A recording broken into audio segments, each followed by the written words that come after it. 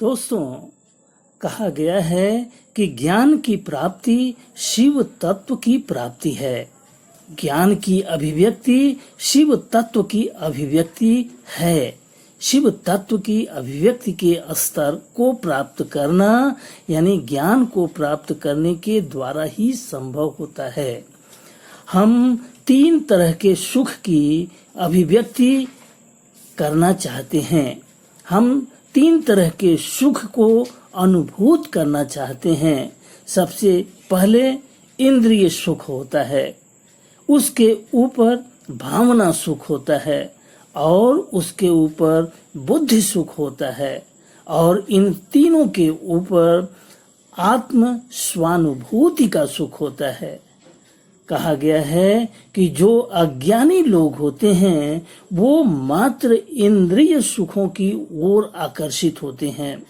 केवल इंद्रिय सुख की अभिलाषा करने से हम तमाम तरह की सांसारिक मुसीबतों में पड़ते हैं।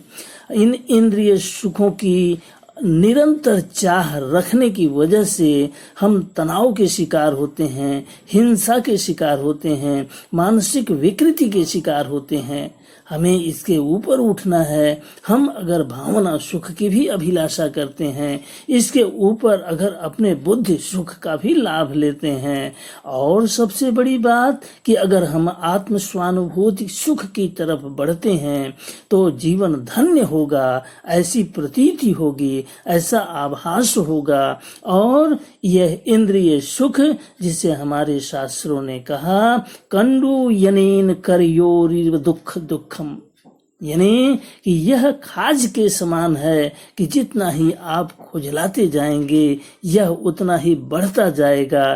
तो क्या हम मानव के रूप में, बुद्धिमान प्राणी के रूप में हमें ये नहीं सोचना चाहिए कि हम इंद्रिय सुख के ऊपर भी बढ़ें और तमाम तनाव और निराशा के जीवन से अपने आप को मुक्त करें।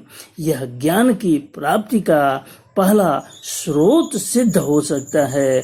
हमें विचार करना है कि हम ज्ञान के द्वारा कहां से कहां तक जा सकते हैं। आत्म स्वानुभूति तक पहुंचना ही ज्ञान का प्रथम और